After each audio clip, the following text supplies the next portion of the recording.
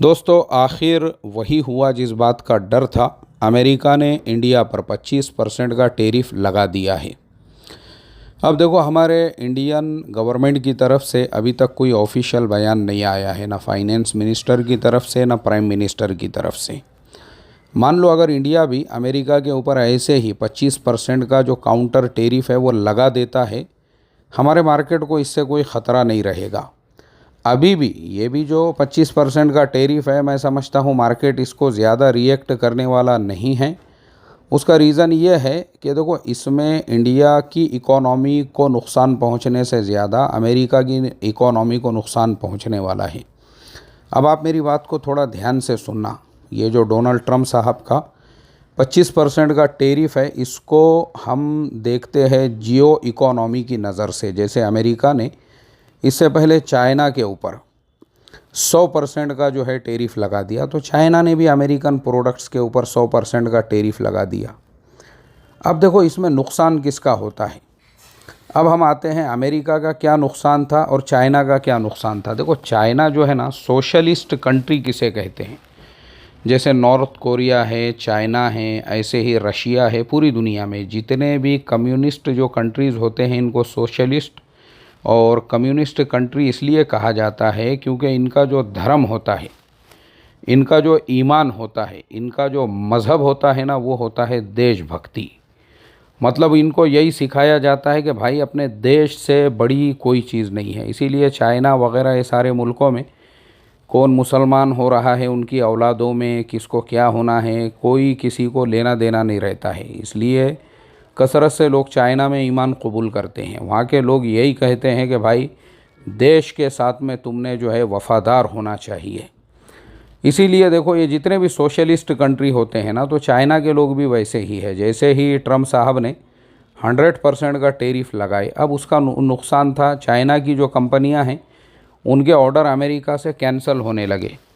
तो चाइना के जो लोग हैं, उन्होंने क्या कहा, भाई हमारे देश के ऊपर अगर तुम 100% का टेरिफ लगा रहे हो तो हम अपना खसारा वो बर्दाश्त करेंगे, लेकिन अमेरिका को अपना माल नहीं बेचेंगे और न ही अमेरिका का माल दुनिया को ख़रीदने देंगे।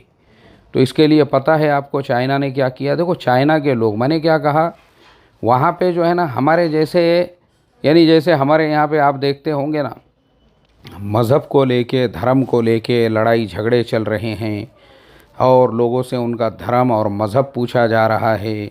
और हमारे यहाँ पे मस्जिद के भोंगों के ऊपर पॉलिटिक्स और सियासत चल रही है। भोंगे मतलब जिसे लाउड स्पीकर कहते हैं। ऐसे ही हमारे यहाँ पे अभी इतना गंदा हमने राजकारण और सियासत बनाया हुआ है, पूरा देश पानी में डूब चुका है। उसकी कोई बात नहीं करेगा। बात चल रही है लैंग्वेज और ज़ुबानों की। पूरे देश के अंदर खड्डे हो चुके हैं, रोड रास्ते जो है ना पूरे उखड़ गए। पहली बारिश के अंदर ही कई शहर डूब गए, कई आधा हिमाचल प्रदेश बह के चला गया। उस पर कोई बात नहीं करेगा, ना किसी मीडिया चैनल पे बात होंगी, ना कहीं बात होंगी। बात चल रही है बिहार चुनाव के ऊपर, बात चल रही है धर्म के मुद्दे के ऊपर, बात चल रही है ये इसके ऊपर उसके ऊपर। मतलब यहाँ पे किसी को भी देश की पड़ी हुई नहीं है।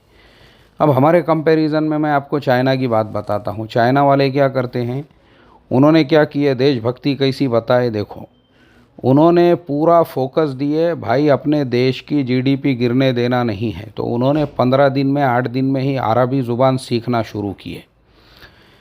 मैंने खुद एक वीडियो देखा अरबी ज़ुबान के अंदर, अरबी लैंग्वेज के अंदर, जो वहाँ के एक पर्स बनाने वाली कंपनी ने, जो पर्स बनाने वाली कंपनी अमेरिका के लिए पर्स बनाती थी, उस कंपनी ने जो है ना लोगों को ये कहा, बोले देखो, तुम अमेरिका का जो गुची कंपनी का पर्स है, ये अमेरिका का कोई ब्रांड है, बोले वो $38,000 का तुमको मिलता है। यानी आप सोचो, $38,000 बोले तो भी कितने हो रहे वो हमारे इंडिया के हिसाब से देखो तो कम से कम 30-32 लाख रुपये का पर्स।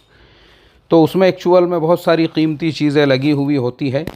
तो वो जो आदमी था, यानी जो जिसने वो बताया, उसने बड़े अच्छे अंदाज में बताया। उसने कहा कि हम आपको सेम टू सेम पर्स देंगे, सेम टू सेम। उसने कहा कि देखो, गुची कंपनी जो है ना, वो लेदर ख़रीदती है न्यूजीलैंड से।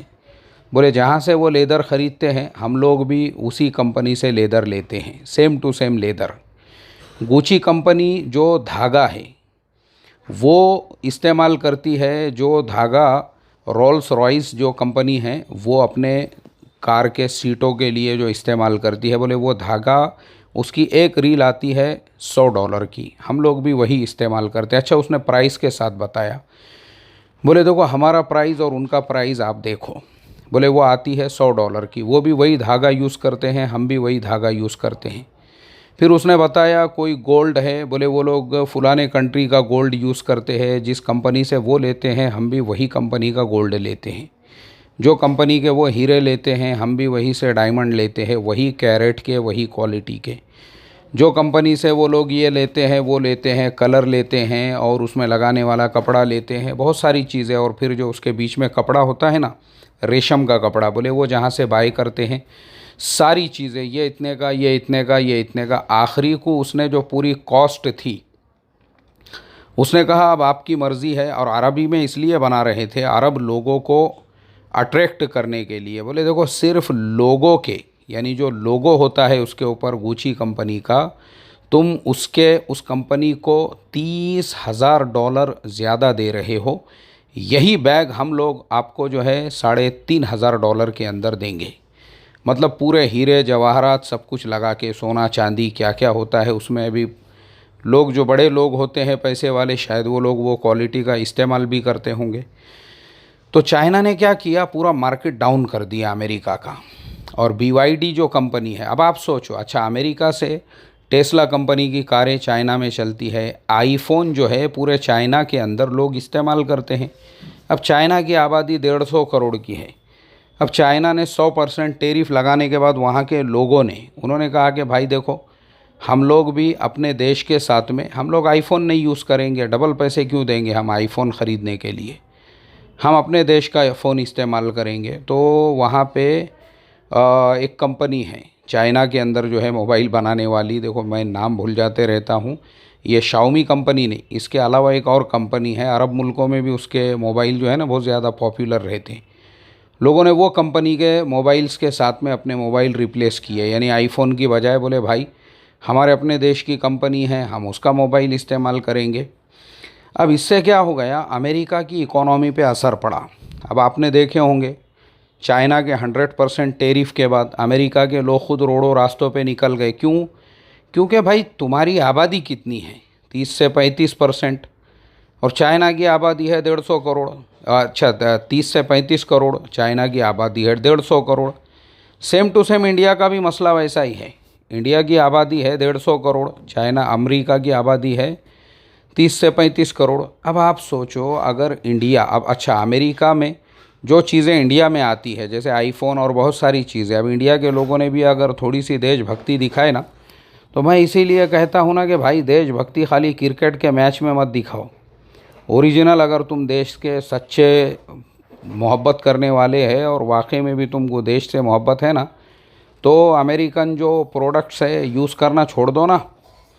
क्या ज़रूरत है अमेरिका के प्रोडक्ट्स इस्तेमाल करने की, चाइना के इस्तेमाल करो, उसकी बजाय चाइना के यूज़ करो। साउथ कोरिया है, उसके अलावा जापान है, ये कंट्रीज़ का इस्तेमाल करो। क्या ज़रूरत है?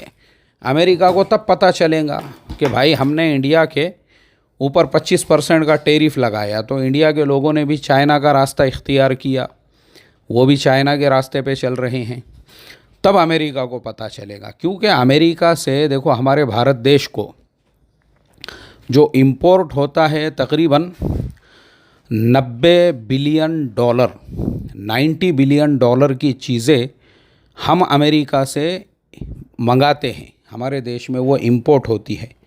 और हम अमेरिका को कितना एक्सपोर्ट करते हैं?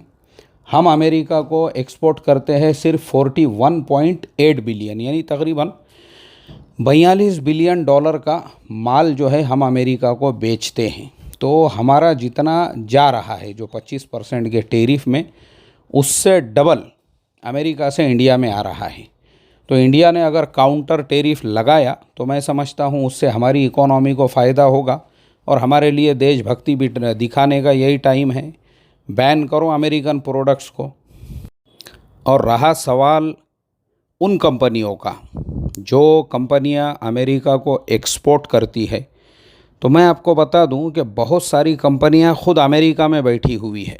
हमारी बहुत सारी जो फार्मा की कंपनियां हैं, जैसे सन फार्मा है, सिप्ला है, बायोकॉन वगैरह है, क्योंकि अमेरिका के लोग जो जिंदे हैं ना, जिंदे वो हमारे मेडिसिन के ऊपर है।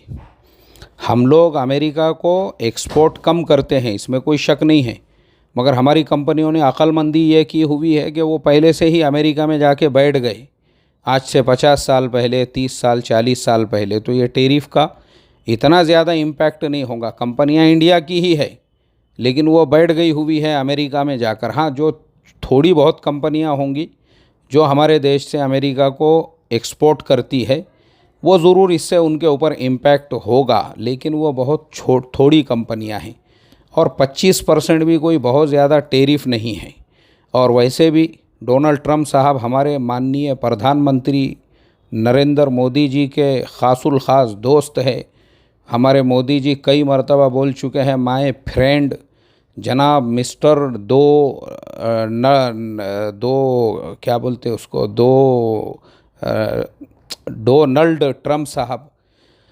तो वैसे हमारा जो अहमदाबाद का स्टेडियम है, उसका उद्घाटन भी ट्रंप साहब ने ही किए थे।